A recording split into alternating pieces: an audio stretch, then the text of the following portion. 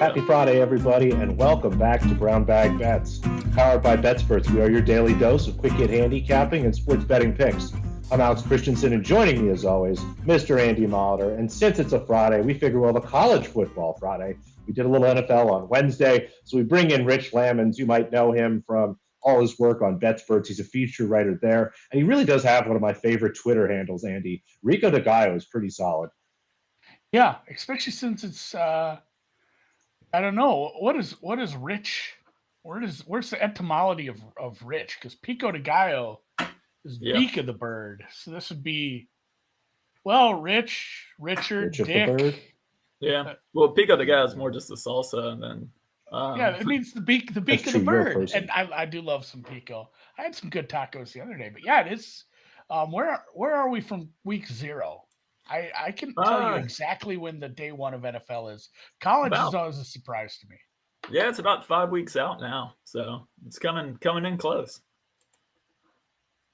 I can take it. I'm kind of excited. We should do more college football. Maybe Andy and I'll figure this out, or we'll have to have you back on more. But it looks like you've got some win totals for us. I mean, how much work have you done already? Are you ready? Do you have lines already set for week 0 and week 1? I mean, how deep in it are you at this point? Yeah, I'm pretty deep. I'd say this offseason I've probably spent more than I typically do. I don't know if you've kept up with any of the college football. You know, nothing really happened over this last offseason. Just 29 new head coaches. James Madison's coming up from the FCS and some conference realignment. There's a transfer portal that just keeps on going and going and going. And, you know, no big news with more conference realignment. Nothing like that. Yeah, with all the transfers, I put a bit more time in than I typically have just to try to see what I can find. Because when there's more uncertainty, typically there's more edges to be found. So I kind of just want to make sure what I'm going on before I start firing off anything this year. The transfer portal stuff was nuts. I've done the same thing with basketball, man. When did they change that? I remember growing up. The transfer portal stuff is a mess and a half. Like, the more I looked at it, I started to look at my schedule for what I need to complete before NFL starts. I looked at that. I'm like, you know what? Week 1 of the NFL, I need to start absolutely putting pen to paper on college basketball. Like, I need 6 to 8 weeks just to catch up with, because again, there's even more teams in basketball. A lot of it is light stuff, but there's so much transferring right now. A lot of the realignment, it's a few years down the road, but stuff to look forward to. And like you said, tons of new head coaches. That makes a big difference. Yeah. If anyone watched anything we did with college football last year, I believe multiple shows, probably even the deep dive when we talked to Bud, we talked about the Western Kentucky offense and how that was going to be fun to start the season. There's always stuff like that. And like Rich says, when there's uncertainty, means there's probably uncertainty on the people who are setting the lines as well, and there's always some edges to find. So, what are some win totals that you've bet already this season? Yeah, so one of these is Southern Miss. Win total right now is 4.5. Like you said, there's uncertainty with these from the bookmakers, and it started at 4, so it's already gone over. And I played it at 145, so that makes it equivalent like 4.75-ish, give or take. My number on there is like 5.75, so I've still got enough value to make it worthwhile. I don't mind the juice on something like this. It's value's value. If you're looking if the juice scares you, then just in general, win totals might not be for you if you're worried about tying up money that long. But in general, so this team, head coach is in his second year, Will Hall. Last year they went 3-9. They had a pretty poor year. They were bottom 10, like yards per play, offensive success rate. They had a really bad season. But when you get in the context of this, they had over 10 players attempt to pass. The 3 quarterbacks, their top 3 quarterbacks on the roster all got injured at some point, to the point that the final 2 games, they just ran a Wildcat offense. And they actually won those 2 games, of course. Go figure.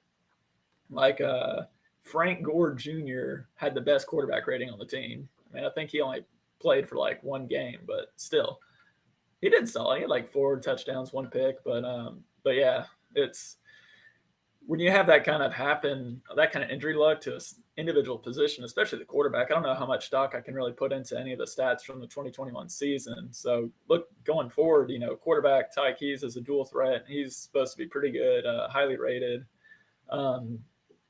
With injury back from everything, they're going to be a top 10 team in returning production and experience with 17 starters back on both sides of the ball.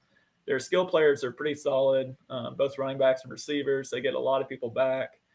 Last year, they had some issues with the offensive line, but again, with a lack of consistency at quarterback, they went from a running quarterback to pocket passers and back and then wildcat. So again, that should improve hopefully. And their defense was pretty solid and not losing too much. They're really above average, especially for their conference, their new conference, because they're moving to the Sun Belt in the secondary. So that's always nice.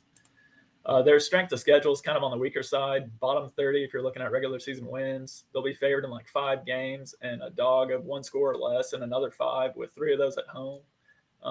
They've got a new offensive coordinator from Liberty, and the first game they play against is Liberty at home, so that's kind of a nice thing. So overall, their schedule, there's not any too tough schedule spots on there. There'll be some games they're expected to lose and some they should win. So they should flirt with getting a bowl game. And, the way this potentially loses is just, again, injury luck, or, if the O-line really is kind of struggling throughout, then that might cause some issues. But again, with just consistency play or just personnel availability, that should improve this year.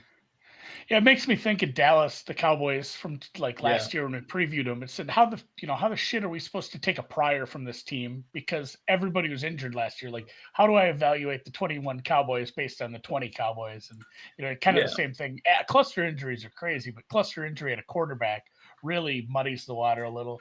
How about this G-Tech under here? Yeah, that's not very many wins. The ACC is usually kind of wide open-ish after the first couple teams. Yeah, so it's at 3.5 now. Again, this has already moved some from 4. It was a juicy under 4. Regretted passing on that in midsummer, but then I was like, if this team just goes just full belly up, I still want to be on this. So this is Jeff Collins' 4th year and potentially his last. In college, you really want to see a lot of improvements in year 3.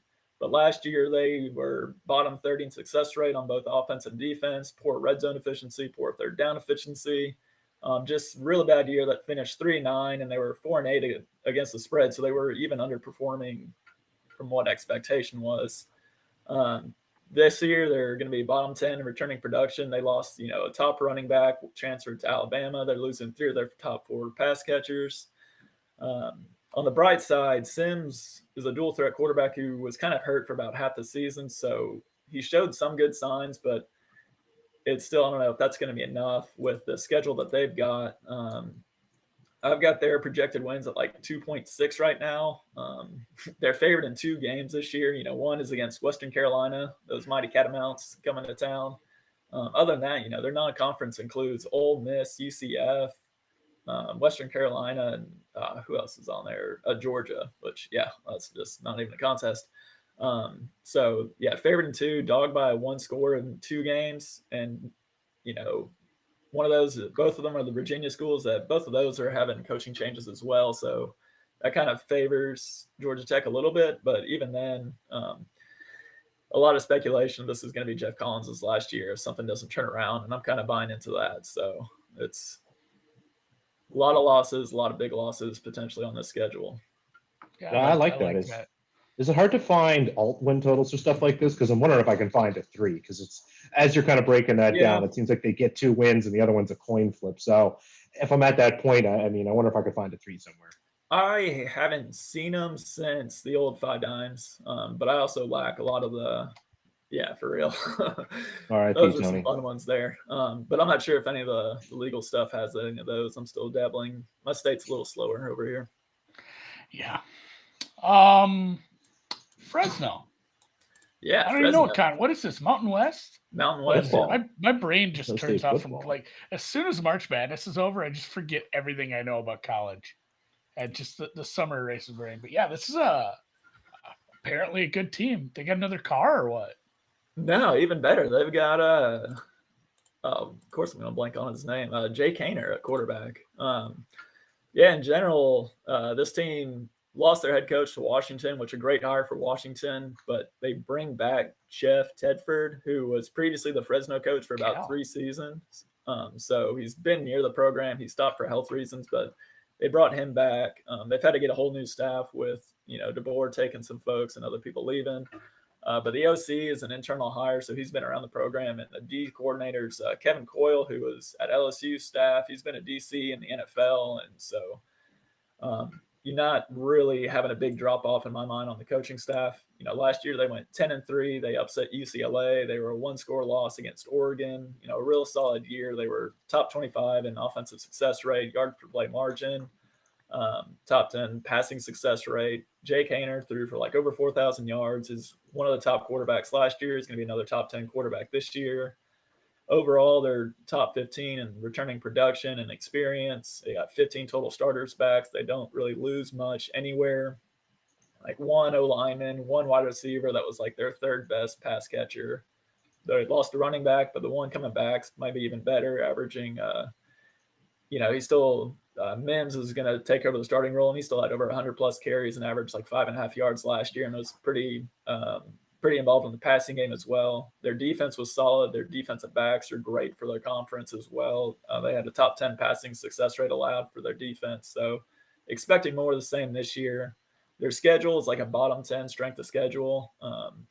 They'll be favored in 10 games, including at home against Oregon State the second week of the season. They play at USC, but that's in week 3. And so that's kind of nice to face USC and all their changes early on in the season before they can really, ideally before they gel. But they're favored by more than 1 score in 9 of their games, and they're a dog by 1 score in other 2. From the East Division, they get Boise State, which is a bummer, but they get the bottom 2 teams for the other 3, or for the other 2 conference games. So a lot of big expectations. They'll be, if chalk prevails, they'll be in the Mountain West title game again against Boise State, but they get to avoid Air Force. For this one to lose, like I've got them projected at 9.5 wins. For this one to lose, you got injury concerns, and then if just the coaching staff tries to do too much changes, but considering who they hired, with people still involved or near the program, I don't expect too much to change going into this year. Yeah, I might bet this one just because I won't sweat any of the games because they're on after I go to bed. Like I like that one a lot. I'm old and I'm washed, and like those West Coast games, that's not something I sweat on. I hate that when you check the scoreboard at 2:00 and the team you like is losing by 2 scores already. I want to just wake up and be angry or happy. So I like West Coast football. I have done a lot with Pac-12, which again, right up there 5 times RIP Pac-12, I guess. Eventually. But no, I love those, and I'm excited for college football. I think deep dive coming down the road. We might even talk some college later on. We had Bud on last year. I think might try to get him again, just because, man, we don't talk that well about college football. It'd be great to get someone to come on and kind of explain a few things for us. So Rico at Rico_D Gallo, just like the salsa, but not really, because it is R instead of a P. You working on anything this year? You gonna put some betting stuff out on the Twitter? Yeah, I'll do some stuff. I got some other stuff with Mr. Dean of Tennis on the right side there with some other things. But we'll see with time and all that with some family stuff we got here. But just looking forward to the season and starting to get some of my NFL stuff too. But mainly trying to make sure my college is ready to go, so I can keep that rolling. Perfect. Yeah, appreciate you joining us. Enjoy your weekend. And again, you can follow Rich on Twitter there and get his college takes or bug him for more bets. And we'll do some more college here down the road. Like you said, we got like 5 weeks. So appreciate it. Have a good one, man. All right, y'all too. Thank you. Love the y'all. Nice natural y'all. Yeah, is it salsa or salsa? I say salsa just for fun. It's sauce. It's salsa. There is this peach salsa that, oh my God, it's like spicy but sweet. Because I don't like sweet salsas. It's got to be spicy too. This one's a little sweet, little spicy. Oh my God, I've been just crushing that. I'm a big chips and salsa guy. And thank you for the Andy, I like your hat. Do you remember when I said that? I said, hey, just leave a comment that said, I like your hat. I go back on the YouTube. Again, my brain is so mush at this point in my life. I go onto the YouTube, and there's, in the creator part, you can see all the comments that have been on any of the shows that are on our channel. So like Dan's done Heisman stuff. Brian's doing NASCAR stuff. We have Brown Bag Bets. We have the deep dive, which gets some comments. And there's just one comment that says, hey, Andy, I think your hat is just meh. I said, who the fuck is this guy? What is the fuck is this guy's problem? And I could not make any sense of like, why would he make fun of I clicked on the video to see what hat I was wearing. And then I'm like, oh yeah, like he's just having fun. I forgot I'd said like to leave a comment that you liked my hat. I was mad for like 30 seconds till I remembered that was something I said, but I digress and That happens. we'll head to Europe and I'll calm down while Alex is running you through a couple of bets, both tournaments at the WTA level. I'm guessing these are One today, one quarters tomorrow. are they quarters or semis on a Friday? Palermo is the quarters. Hamburg tomorrow morning is actually the final. Hamburg's a day ahead, and yeah, Rick Daddy. I like Mrs. Renfro's. I can mess with that. Oh yeah. I'm more of a light sauce. I'm with you though. It can't be too sweet. No, I like the stuff I make myself. So, and I do make pico de gallo by myself. I like it homemade. So, anyway, on to the tennis. A dog. That's like Big you. dog. That's just like you. It is pretty much just like me. And to be honest, Andy, I bet this at a worse number last night before I went to bed. Lucia Bronzetti here plays against Caroline Garcia. Faded her last round, got her at Caroline in the first set, and our girl just fell apart there at the end. It was kind of a bizarre match. And I think, again, Caroline Garcia's number is coming up, and I think it's going to be sooner rather than later. Cocciaretta couldn't get it for us yesterday, so I'll go back to the well here with another talented Italian player on clay. Bronzetti has had a great week. I know our buddy Vinny, who was on the deep dive talking tennis, added her actually as an outright piece midweek. So a lot of good support coming in from her, from some smart people. I look at my own numbers here, and I bet this at plus 186 yesterday. I was thrilled to do that. I have it closer to plus 165, maybe plus 170, and now I'm looking at plus 210 and plus 4 games. So I might actually go back and take a little bit more of this myself and try to cost average down a little bit, or else I'll have some really bad CLV on this when I log it a little bit later. But really like the matchup, like all the numbers here. And again, Garcia is at some point here, whether it be fatigue, whether it be the fact that these courts aren't really perfect for what she's been doing the last couple of weeks, it's going to catch up with her. So I'll take Bronzetti. That will be this afternoon. Looks like it'll be around 3:15 or so Eastern time. And then tomorrow morning, the Hamburg final. Unfortunately, I had two outrights, Andy, in the semifinals, and they both lost. But we'll go back to the well here. Give me Contavate -3 games. She was someone that before the week I wasn't 100% sure she'd be locked in or totally healthy, but has just been blitzing women all week. Has won every match 2-0. Got a little caught up yesterday, almost lost the second set, but was able to get it back together and win 7-5. Happy to lay the 3 games here. I'm seeing 2.5 some places. I actually sold out to 3 at plus money, so played a 2, played a 2.5, but if you can, sell to 3. Get yourself a nice plus number here. I think this is like plus 105 at Bookmaker for the -3 when I grabbed it a little bit earlier. Just a really good week for her. And Bernarda Pera, who I think is on like almost a 20-match win streak, I think 16, maybe 17 at this point, is just now at the point of one of those streaks where the market has just gone too far in her direction, and just some value here in Contavate. I was shocked at how small this number was. It's goddamn a net. She is going to truck her. That's what I mean. I had this at 4. I could have made a case for 4.5. So give me 3 at plus money. Sounds great. What could go wrong? Because what do you think the biggest win during that winning streak was? Besides, I don't know, maybe the final, I guess. But I mean, yeah, Pera did win a tournament in there. Let me go back through and see. I mean, yeah, winning a tournament is important. I'm saying as far as like strength of opponent, Contavate's very good. Yeah, I mean, the best player she beat was Sasnovich, who's 36 in the world, and with all due respect, she's nowhere near the level of what Contavate's on. You make a good point. I'm looking through here, a lot of numbers in the 200s and hundreds, and the few numbers that are, in the mid 50s or lower. Again, we're talking about Contavate. She's numbers 2 in the world right now. Yeah, I mean, a winning streak is a winning streak, and you don't get to pick your opponents. You can only beat the player they put out across from you on that court, and it's very nice to win a tournament, but sometimes the market sentiment can get a little squirrely when someone has been winning this many matches and they forget who they won the matches against. Just watch the last 20 minutes of the Great White Hype and remember that sometimes people get in their own heads and think something can happen and it can't. So looking for a Contavate truck stick here. Hopefully it's just, I could dig it. I'm calling a double bagel right now. I haven't called anything in a long time. I really doubt that happens. Pera's good enough to not do that. 6-2, 6-3. 6-2, 6-3 is my final score line. Cultivate minus 11.5 for Andy. I like it. Yeah, 11. It's like when I used to do that I've literally bet an over 38.5 in a tennis match live. When I think the triple tie break. Well, it was like tie break, and then Yeah. it's like, do you want to bet this one goes to a tie break on the alt line? I'm like, I kind of do. So that's as far as you can get. But all right, one for today, one for tomorrow. Speaking of today, and I feel like a real shithead because I didn't post it in my thread. The Germany 1.5 won on a hilarious gaff by the Austrian goalie. Not that Germany wasn't playing. Austria was pressing well. I was impressed with the Austrian offense. They got chances. Germany is just too good to be allowing that sort of stuff. Germany probably should have scored 3.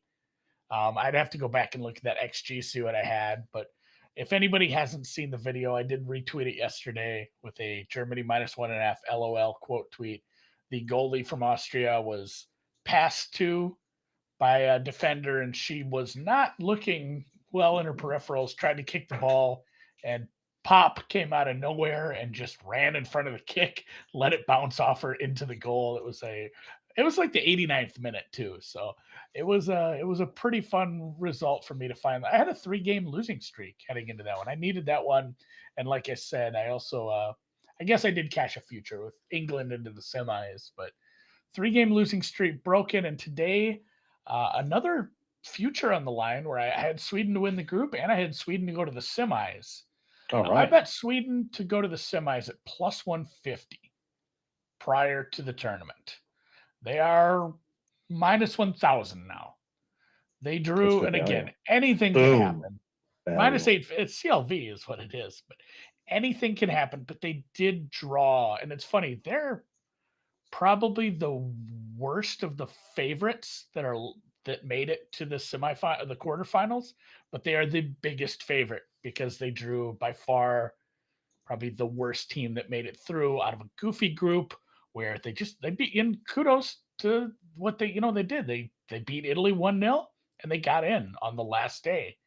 They haven't had great results, but they did just enough to get through here, and they are a big underdog to the Swedish team. Like I said, probably can find a 5 or 6 to 1 for them to advance. I don't think that's happening. I didn't really know how to approach this other than just parlaying some stuff.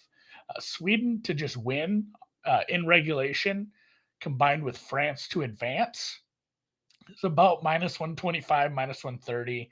I played a little of that for fun because I'm a masochist. But Sweden first half minus 135. It's 40, 45 at some shops. The best I found was minus 135. They have come out and scored early in a lot of their matches. Obviously, the Swiss match was a little tougher. Swiss played them tough as nails, honestly. But Sweden's last match, well, I loved what I seen from this offense. I do think we see it early and often here. Although the team totals would not have been great in these rounds so far. England didn't get theirs. Obviously, their second goal coming in extra time. Germany needed a miracle to get to their second goal. I think their team total was 2 flat. So that would have just pushed anyway. I'm not going to sit here and bet a Sweden team total over. I'm just going to take them comfortably to get out to a lead and take the first half, minus 135. And then, God, we ran kind of long today and I actually have a meeting at 11. So real quick golf. Golf, what's happening? The fastest golf you're ever going to hear me spit. Just 2 quick matchups for this afternoon.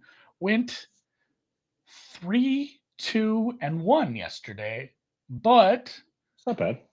both of the matchups I talked about on here, I believe Kazire over Tway was tied going into the final hole, and they went birdie bogey, which was perfect. And then Nick Hardy had a beautiful chip on 18 to give himself a 4-foot birdie putt. And he took the match. Both of my matchups I gave out on here were decided on 18. So if you like drama, I guess that's what I'm offering. Hopefully drama free. Hopefully these both win by 1,000,000 strokes. I much prefer that. Matthew Neesmith, team no putt. Not only is he team no putt, we saw it yesterday. He lost 2.5 strokes putting, but he still shot even par because he is so good tee to green. If a couple of putts fall, honestly, over the next couple of days, he's probably in contention. He's striking the ball very well. I did play him against Brendan Todd, who is not a good ball striker. I saw some decent drives, but his accuracy was better than what I expected out of him yesterday. This was one I did play yesterday, and I'm playing again. Like obviously we do this a lot on Fridays. Said like, yeah, I played this on Thursday. You just didn't know about it because it was going on already by the time we had brown bags. This is a double up for me from a bet I made yesterday that I'm 90% sure that one won. Neesmith over Todd. Oh, that one lost. All right, we're going back for revenge.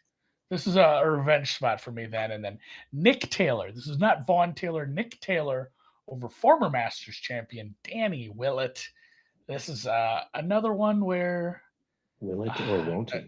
Again, it is team no putt. Like Nick Taylor has not been a good putter. Looking at his in-round stats, he actually putted decent, which is say, well, shouldn't you be going against that then? Like sometimes if a putter is a guy who has bad putting stats traditionally comes to a course like TPC Twin Cities where putting is easy and it should be easy for everybody, and he just finds it on the bent grass, I'm willing to continue to back a guy like that. And really, he let me down in other aspects of his game, like, the tee to green, the approach, the stuff he should be doing better at. So I think Nick Taylor, even if the putting regresses to baseline and he can get his approach game back to where it needs to be, I'm fine backing him over Danny Willett, who, again, he played fine, but Danny Willett's range of outcomes is probably where it was yesterday. Like he's just going to go out there and shoot within one shot of par one way or the other. I think Taylor can have a nice day this afternoon. So those two, if you want all my plays over at betspurtsgolf.com, just $1 a month for the rest of the season. Swing season specials in full effect. If you have questions, DM me. If you have a thumb, give it an up in the YouTube chat, and let's call it a week, Alex. It was a good week, fun week, I think.